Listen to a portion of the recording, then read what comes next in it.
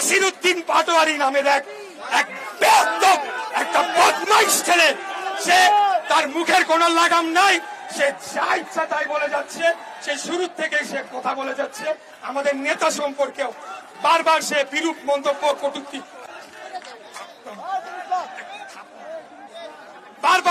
করেছে। তারপরে আমরা কিন্তু কঠিন ভাষায় প্রতিবাদ করি নাই। আর বসে থাকা যায় না ভাইয়েরা।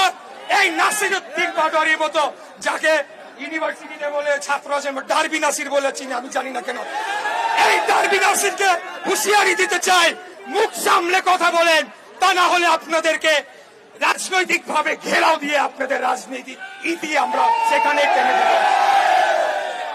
এনসিপির যে প্রধান নাহিদ ইসলাম, সেও আমি তাকে ভালোই জানতাম, কিন্তু সে কি করলো, জেলা ঘুরে বলা শুরু করলো বিএনপি নাকি চাঁদাবাজদের দল। আরে ভাই, বিএনপি চাঁদাবাজদের দল? আপনারা খারা, আপনারা তো ঘুষখোরদের দল, কমিশন বাণিজ্যের দল। আপনারা যত ধরনের সরকারি ক্রয় কেনাকাটায় দুর্নীতি অনিয়ম আছে সবকিছু করছেন, এবং প্রত্যেকটি মন্ত্রণালয়ে একটা করে কমিটি গঠন করে দেওয়া হয়েছে, এটা শুনেন আপনারা। সেখানে 2 জন করে ছাত্র প্রতিনিধি বসাই দিছে, এরাই সব সিদ্ধান্ত নেয়। এর মধ্যে বিশেষ করে উল্লেখ করতে হবে জনপ্রশাসন মন্ত্রণালয়, ওইখানে আসিফ নাহিদ 2 জনে ছিল, নাহিদ পদত্যাগ করছে, এখন আসিফ আছে। ওইখানে বসে বসে তারা কি করছে, স্বৈরাচারের খুনি হাসিনা সবচেয়ে কাছের সচিব গুলাকে তাদের পাশে এনে বসাচ্ছে। তা আমরা কি এগুলা বুঝি না? আমরা তো দীর্ঘদিন আপনাদের প্রতি মায়া মমতা দরদ দেখিয়ে কোনো কথা বলি নাই। আমরা আমাদের সহযোদ্ধা জামাতের বিরুদ্ধে বহুদিন কোনো কথা বলি নাই। তারা ৭১ গণহত্যা হয়েছিল নাকি হয় নাই? তারা ক্ষমা চাইছে? তাদের বিচার হয়েছে? আমার মা বোনদের ধর্ষণ করছে, সেটার কোনো দাম নাই। তারপরেও আমরা সহ্য করে গিয়েছি কেবলমাত্র বাংলাদেশের জনগণের কথা চিন্তা করে।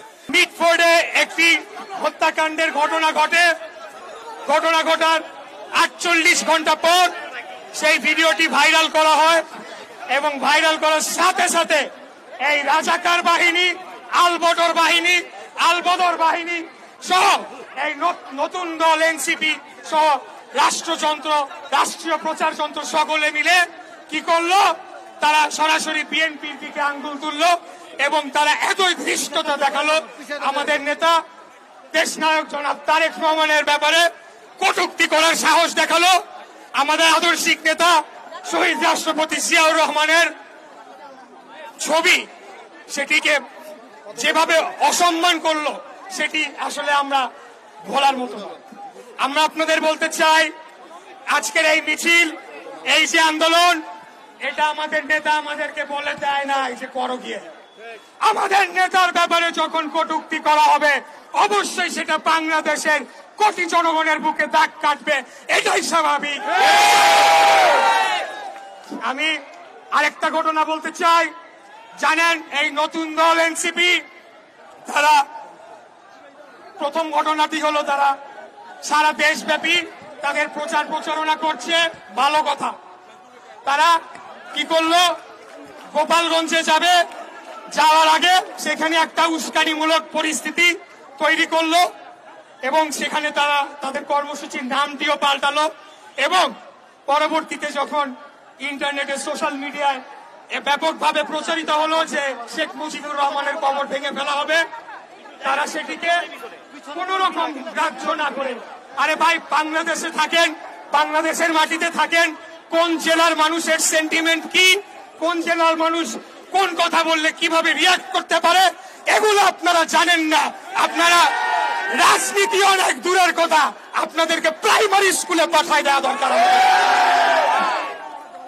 এরপরে তারা কি করলো, রাষ্ট্রীয় নিরাপত্তা বাহিনীর সহযোগিতা নিয়ে গায়ের জোরে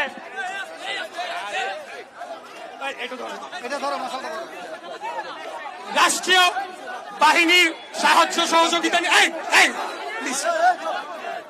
নিয়ে তারা সেখানে নিজেদের বাহাদুরি দেখানোর জন্য গোপালগঞ্জে গিয়ে তারা জোর জবরদস্তি করে একটা পরিস্থিতি তৈরি করলো। আপনারা মুজিববাদ হটাতে চান, বাংলাদেশে তো অনেক জায়গা আছে, ওইখানে গিয়ে কেন আপনাদেরকে গোলমাল সৃষ্টি করতে হবে, সেটাই আজকে জনমনে প্রশ্ন উঠেছে। এরা জানে নির্বাচন হলে তারা 1-2টা আসন পাবে কিনা, তার কোনো ঠিক নাই।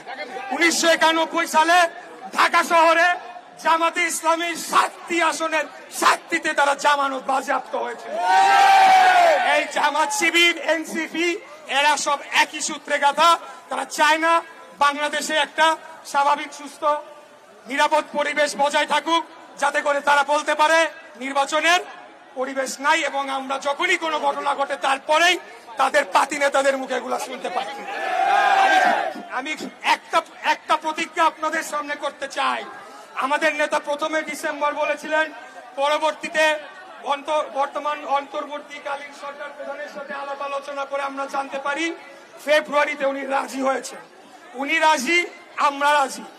এই ফেব্রুয়ারি থেকে যদি একদিনও পেছানোর চেষ্টা করে এই সরকারকে 1 ঘন্টা আমরা রাখবো না। আরে ভাই, আপনারা কারা? আপনারা অন্তর্বর্তীকালীন সরকার। আপনাদের ম্যান্ডেট কি? কিছুই না।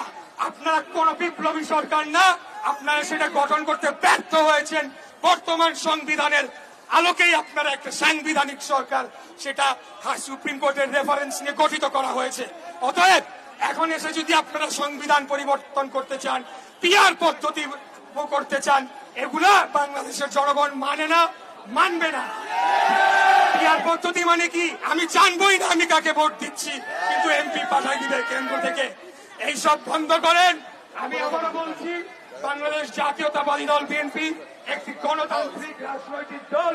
আমরা দীর্ঘদিন লড়াই সংগ্রাম করেছি শুধুমাত্র একটা সুষ্ঠু সঠিক নির্বাচন ব্যবস্থার জন্য। কেন এই নির্বাচন ব্যবস্থা?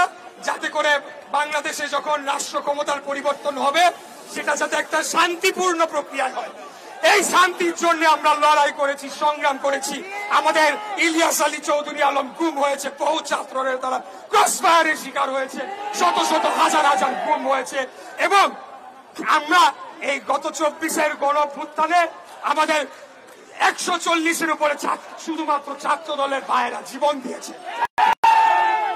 এইসব আমরা যখন 5 তারিখের পরে এই ধরনের কথা উঠলো, আমাদের কাছে মনে হয় নাই যে এটা কৃতিত্ব নেওয়ার কিছু আছে।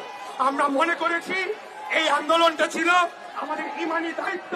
বাংলাদেশকে একটি স্বাধীন সার্বভৌম রাষ্ট্র হিসেবে গড়ে তোলার জন্য আমরা আমাদের দায়িত্ব পালন করেছি। কৃতিত্ব নেওয়ার কিছু নাই এখানে। আমরা আবারও বলতে চাই, আমাদের যে অভীষ্ট লক্ষ্য সেখানে আমরা এখনো পৌঁছাই নাই। এখন আমরা গণতন্ত্রের জন্য লড়াই করছি। আপনারা মিষ্টি কথায়, সুন্দর কথায় ভুলবেন না। আপনারা দেখছেন প্রতিনিয়ত নতুন নতুন ঘটনা তৈরি করা হচ্ছে, দেশকে অস্থিতিশীল করা হচ্ছে। মিটফোর্ডের ঘটনাটা একটা বিচ্ছিন্ন ঘটনা, একটা ব্যবসায়িক দ্বন্দ্ব, কিন্তু সাথে সাথেই এই জামাতের নেতারা কি করলো? সরাসরি তাদের রাস্তার নেতা কর্মীদের লেলিয়ে দিল আমাদের নেতার ব্যাপারে কথা বলার জন্য। তারপরেও আমরা কিচ্ছু বলি নাই, আমরা ধৈর্য সহকারে শুনেছি। আমরা আজকে যেটা করছি শান্তিপূর্ণ গণতান্ত্রিক প্রতিবাদ কর্মসূচি, ঠিক আছে? আমরা কিন্তু অন্য লাইনে হাঁটি নাই, আমরা হাঁটতে চাইও না, দেশকে অস্থিতিশীল করতে চাইও না। আমরা আরেকটি কথা যেটা বলবো, আজকে এই এনসিপি তাদের দুষ্কর্মের আরেকটি আপনাদের উদাহরণ দিচ্ছি। তারা কক্সবাজারে গিয়েছিল এবং এই প্লিজ প্লিজ প্লিজ কক্সবাজারে গিয়েছিল। সেখানে আমি ভাবছিলাম যে এনসিপির নেতাদের ব্যাপারে, যেহেতু এক জেনারেশনের একটা রাজনৈতিক পরিবর্তন আনতে চাই, কাদা ছোড়াছুড়ি না করি, কারণ একটা বললে পাল্টা আসবে, সম্পর্ক খারাপ হয়। আমরা তো এটা আওয়ামী লীগ আমলে দেখছি, ছাত্রলীগের কিভাবে আমাকে হেনস্থা করেছে অনলাইন এবং অফলাইনে সবাই জানে। যুবলীগের এক বদমাইশ নিখিল, কই আজকে নিখিল আমাকে শুনেছিল। অতএব আমরা কিন্তু পালাইনি, আমরা জায়গা মতো ছিলাম। তাই আমি বলবো, এই যে আজকে আমি বাধ্য হয়ে বলতে হচ্ছে,